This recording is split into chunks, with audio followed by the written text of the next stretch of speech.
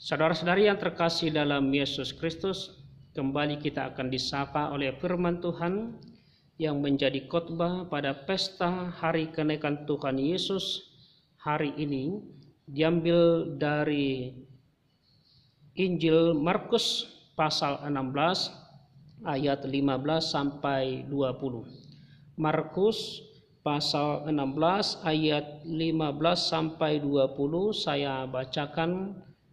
Demikian firman Tuhan. Lalu ia berkata kepada mereka, "Pergilah ke seluruh dunia, beritakanlah Injil kepada segala makhluk.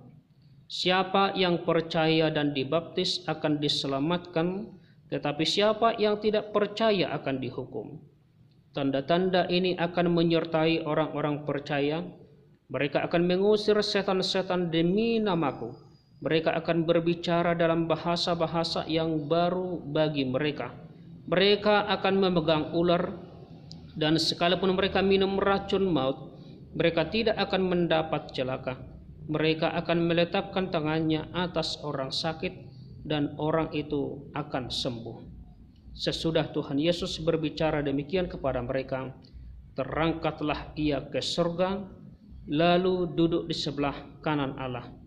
Mereka pun pergilah memberitakan Injil ke segala penjuru, dan Tuhan turut bekerja dan meneguhkan firman itu dengan tanda-tanda yang menyertainya. Sampai sejauh demikian pembacaan firman Tuhan.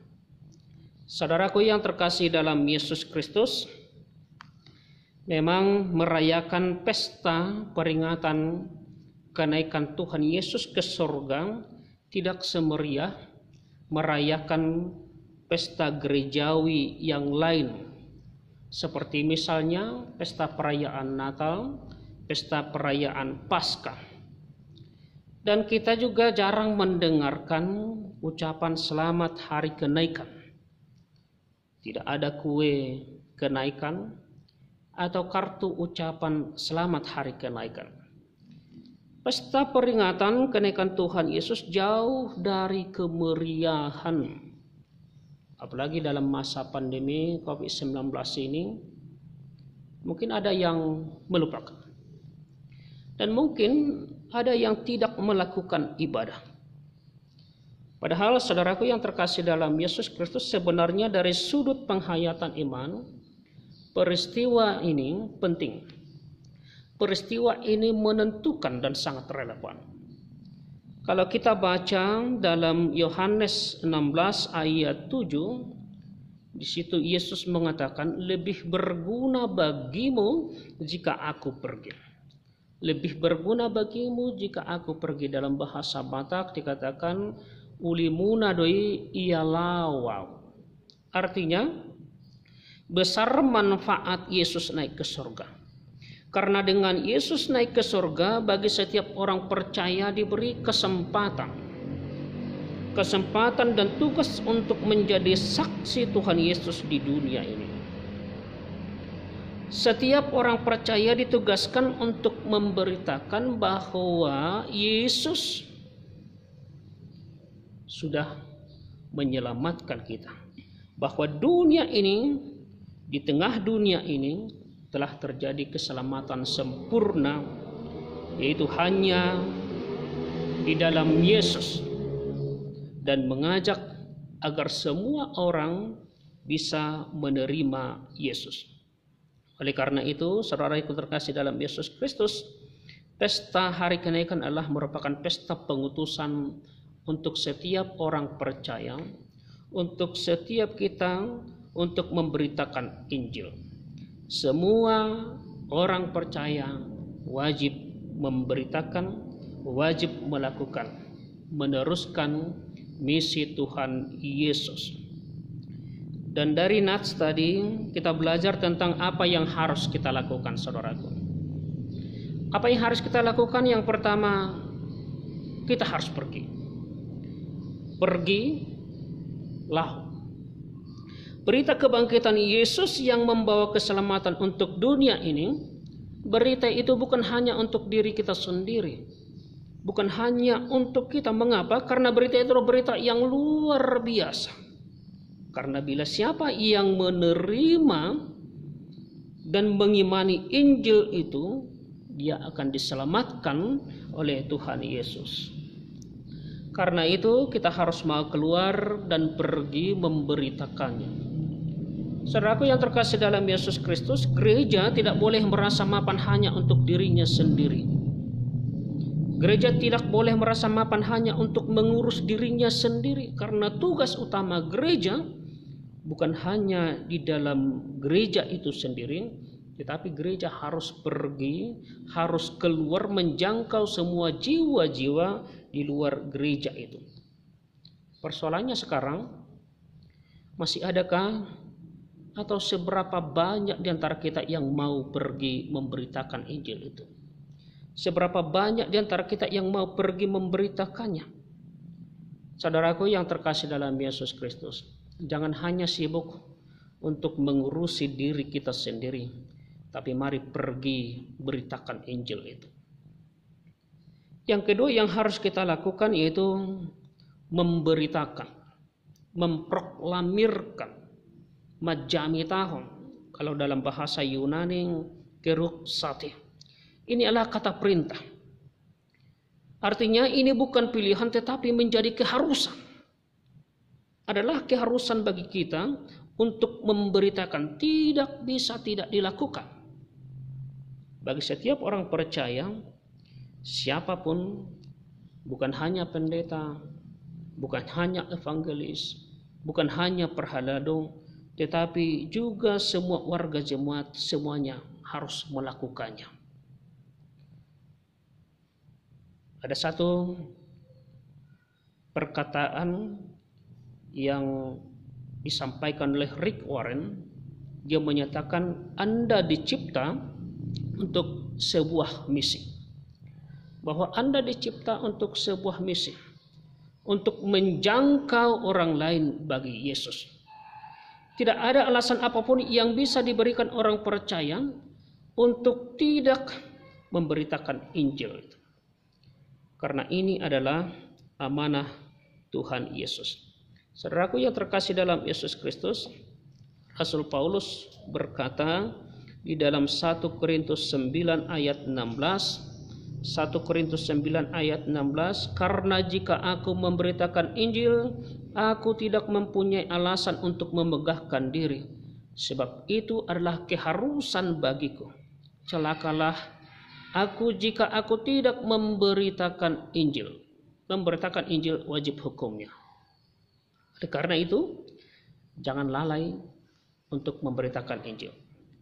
Saudara yang terkasih dalam Yesus Kristus, mengapa kita harus memberitakan Injil?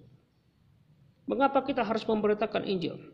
Di dalam Roma 1 ayat 16 sampai 17 berkata, sebab aku mempunyai keyakinan yang kokoh dalam Injil, karena Injil adalah kekuatan Allah yang menyelamatkan setiap orang percaya, pertama-tama orang Yahudi, tetapi juga orang Yunani. Sebab di dalamnya nyata kebenaran Allah yang bertolak dari iman dan memimpin kepada iman, seperti ada tertulis, orang benar akan hidup oleh iman. Dari Injil orang bisa percaya dan diselamatkan. Lalu apa yang harus diberitakan saudaraku yang terkasih dalam Yesus Kristus? Yang harus diberitakan kemenangan Tuhan Yesus yang telah mengalahkan maut.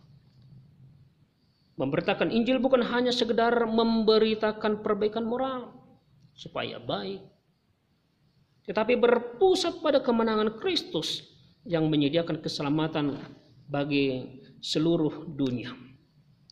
Lalu sasarannya apa? Itu supaya mereka percaya dan mau menerima keselamatan dengan percaya kepada Tuhan Yesus dan menjadikan Tuhan Yesus menjadi Tuhan dan Juru Selamat atas hidupnya. Artinya tujuan bukan hanya untuk menambah anggota semata, bukan hanya untuk menambah anggota gereja, tetapi supaya menambah orang yang percaya kepada Yesus. Orang yang percaya kepada Yesus, yang dengan iman dia berkata bahwa Tuhan Yesus adalah jalan keselamatan. Tuhan Yesus itulah jalan keselamatan dan dia mau mengandalkan Yesus dalam hidupnya untuk mencari kehidupan yang kekal. Bukan mengandalkan perbuatannya, bukan mengandalkan dirinya, tetapi mengandalkan Yesus, anugerah Allah di tengah kehidupannya. Karena itu dia mau menyerahkan segenap hidupnya untuk Yesus, menjadikan Yesus menjadi raja atas hidupnya, semua hidupnya untuk memuliakan Tuhan Yesus. Saudaraku yang terkasih dalam Yesus Kristus, iman yang seperti itulah yang bisa menyelamatkan kita. Jadi sasarannya adalah supaya percaya kepada Yesus, supaya keselamatan diterima, dan supaya diselamatkan. Saudara-saudara yang terkasih dalam Yesus Kristus, mari renungkan iman yang bagaimana sebenarnya iman kita. Iman yang bagaimana sebenarnya iman kita. Saudaraku, kita harus meneladani murid Yesus. Pergi memberitakan Injil. Dalam ayat 20 tadi, mereka pun pergilah memberitakan Injil ke segala penjuru, dan Tuhan turut bekerja dan meneguhkan firman itu dengan tanda-tanda yang menyertainya. Bagi yang mau pergi, Tuhan akan turut bekerja memberikan hasil. Bahwa Tuhan itu turut bekerja. Kenapa? Karena dia adalah Tuhan yang maha kuasa. Karena itu saudaraku yang terkasih dalam Yesus Kristus, jangan lengah, jangan tidak pergi. Tapi pergilah beritakan Injil. Karena tidak mungkin mereka percaya kalau kita tidak pergi memberitakan Injil. Padahal dikatakan dalam ayat 16 tadi, tetapi siapa yang tidak percaya akan dihukum. Karena itu semasih ada kesempatan, mari beritakan Injil. Kepada siapa kita harus beritakan? Injil itu kepada siapa kita harus beritakan? Kepada semua makhluk. Firman Tuhan tadi berkata kepada semua makhluk. Bukan hanya kepada manusia, tetapi kepada semua makhluk. Karena orang yang percaya harus ikut menjaga alam ciptaan Tuhan, menjaga kelestarian alam, ciptakan kondisi tenang, ciptakan kondisi harmoni, ciptakan kondisi sehat, supaya semua ciptaan Allah bersuka cita menerima keselamatan. Karena saudaraku yang terkasih dalam Yesus Kristus, tugas gereja selama di dunia ini adalah juga ikut menyembuhkan. Dalam ayat 17 sampai ayat 18 tadi dikatakan bahwa kita juga tanda-tanda orang percaya bisa menyembuhkan. Sebagaimana Yesus juga memberi kesembuhan bagi mereka yang sakit. Paling sedikit ikut ambil bagian di dalam memiliki kepedulian kepada mereka yang sakit. Mendoakan mereka yang sakit rohani, yang sakit tubuh fisik. Dan dimulai dari diri kita yang selalu mau menjaga kesehatan kita, apalagi masa pandemi sekarang ini. Jangan menjadi penyebar penyakit kepada orang lain, tapi jaga kesehatanmu dan menjadi penyembuh bagi orang lain. Saudaraku yang terkasih dalam Yesus Kristus, mungkin kita bertanya, bagaimana mungkin saya akan bercerita tentang Yesus kepada orang lain? Bagaimana saya bisa untuk memberitakan Yesus kepada orang lain? Saya tidak tahu banyak tentang Alkitab maupun ajaran-ajaran gereja. Mungkin kita bertanya, bagaimana mungkin kita bisa? Siapa yang mau mendengarkan saya? Saya tidak paham. Saya tidak tahu banyak.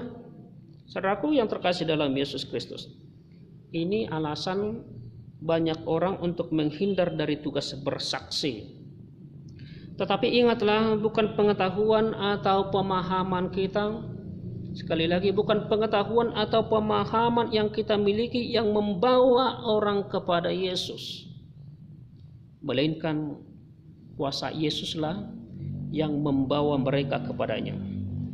Yang penting adalah apakah kita bersedia bersaksi. Apakah saudara bersedia bersaksi kepada orang lain tentang apa yang kamu imani tentang Yesus? Apa yang kamu percaya kepada Yesus? Apa yang kamu percaya tentang Yesus? Jika saudara bersedia, maka Allah akan mengurus sisanya. Tuhan akan mengurus sisanya, dan akan ada orang yang bertobat dan menerima Yesus menjadi Tuhan dan Juru Selamatnya. Selamat memberitakan Injil. Amin.